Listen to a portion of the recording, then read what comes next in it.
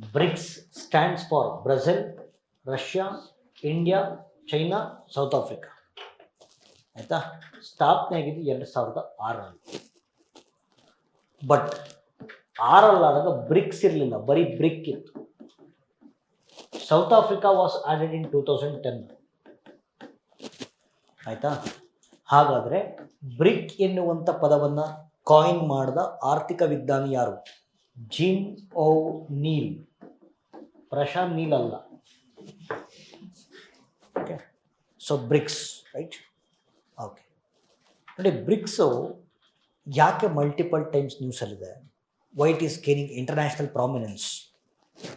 ಇಡೀ ಜಗತ್ತಿನ ಅಟೆನ್ಷನ್ನ ಗ್ರ್ಯಾಬ್ ಮಾಡ್ತಾ ಇದೆ ಬ್ರಿಕ್ಸ್ ಒಕ್ಕೂಟ.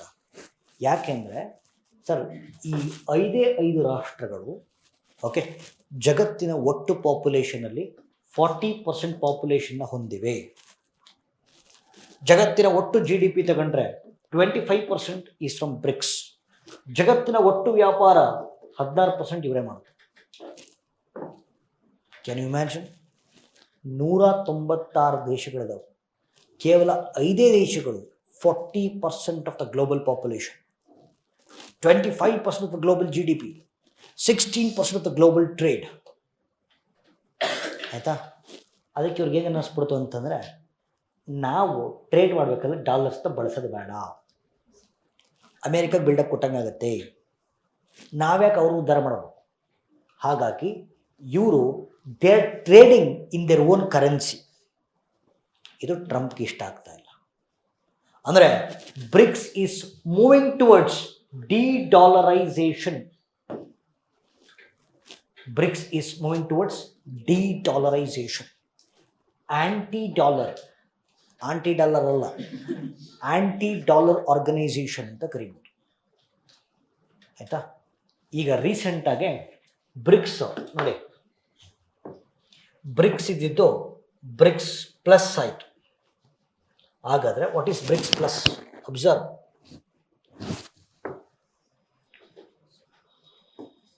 ಹೊಸ ದೇಶಗಳ ಸೇರ್ಕೊಳ್ಳೋದು ಬ್ರಿಕ್ಸ್. ಓಕೆ, ಸೊ ಇರಲಿ, ಈ ಇಷ್ಟೊತ್ತು ಮಾತಾಡಿರೋದು ಬ್ರಿಕ್ಸು. ಬ್ರಿಕ್ಸ್ ಪ್ಲಸ್ ಆಗಿದೆ. Iran, UAE, Ethiopia, Saudi Arabia, Egypt ಸೇರ್ಕೊಂಡು ಬ್ರಿಕ್ಸ್ ಪ್ಲಸ್ ಆಗಿದೆ. ಆಯಿತಾ? ಅಲ್ಲಿ ಸ್ಟ್ರಕ್ಚರ್ ನೋಡಿ. ಇವಾಗ ನೇಮ್ ಆಯಿತು, ಎಸ್ಟಾಬ್ಲಿಷ್ಡ್ ಇಯರ್ 2006 ಆಯಿತು, headquarters Shanghai. Okay, Shanghai. ಆಮೇಲೆ ಮೆಂಬರ್ ಕಂಟ್ರೀಸ್ ಗೊತ್ತಾಯಿತು. ಬ್ರಿಕ್ಸ್ ಗೊತ್ತಾಗಬೇಕು, ಬ್ರಿಕ್ಸ್ ಪ್ಲಸ್ ಗೊತ್ತಾಗಬೇಕು. ಇಂಡಿಯಾ ಮೆಂಬರ್ ಇದೆಯಾ ಇಲ್ಲ? ಓಕೆ, ಆಬ್ಜೆಕ್ಟು ನಿಮಗೆ ಗೊತ್ತಾಯಿತು. Anti dollar organisation, yes or no? Right. So due to the BRICS is in news. ಆಯಿತಾ? ಆಮೇಲೆ ಕ್ವಾಡ್ ಅಂತ ಒಂದು ಒಕ್ಕೂಟ ಇದೆ. ಓಕೆ, ಕ್ವಾಡ್ ಏನಕ್ಕೆ ಅಂದರೆ ನೋಡಿಲ್ಲ,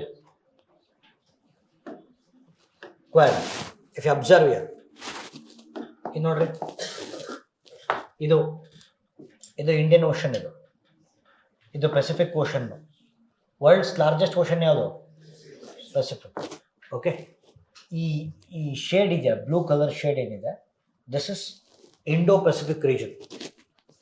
ಅದನ್ನು ಇಂಡೋ ಪೆಸಿಫಿಕ್ ಭಾಗ ಅಂತ ಕರೀತಾರೆ. ಇಂಡೋ ಪೆಸಿಫಿಕ್ ರೀಜನಲ್ಲಿ ಚೈನಾದ ಪ್ರೆಸೆನ್ಸು ಜಾಸ್ತಿ ಆಗ್ತದೆ. ಚೈನಾವನ್ನು ಕೌಂಟರ್ ಮಾಡೋಕ್ಕೋಸ್ಕರ 4 ದಿಕ್ಕಿನಿಂದ 4 ದೇಶಗಳು ಒಂದಾಗ್ತವೆ. Bharat, Japan, America, Australia. ಹಾಗೂ ಈ ಡಾಟ್ಸ್ ಕನೆಕ್ಟ್ ಮಾಡಿದಾಗ ಕ್ವಾಡ್ರಿಲ್ಯಾಟ್ರಲ್ ಶೇಪ್ ಇದೆ, ಚತುರ್ಭುಜ. ಸೊ ಈ ಗ್ರೂಪಿಂಗನ್ನು ಕ್ವಾಡ್ ಗ್ರೂಪಿಂಗ್ ಅಂತ ಕರಿತೀವಿ. ಚೈನಾವನ್ನು ಎದುರಿಸೋಕ್ಕೆ ವರ್ಷಕ್ಕೊಂದ್ಸತಿ ಒಂದು ನೌಕಾ ಸಮರಾಭ್ಯಾಸವನ್ನು ಕಂಡಕ್ಟ್ ಮಾಡ್ತಾರೆ, which is called as Malabar. So Quad ರಾಷ್ಟ್ರಗಳು ನಡೆಸುವಂಥ ನೌಕಾ ಸಮರಾಭ್ಯಾಸವನ್ನು ಮಲಬಾರ್ ಸಮರಾಭ್ಯಾಸ ಅಂತ ಕರೀತೀವಿ.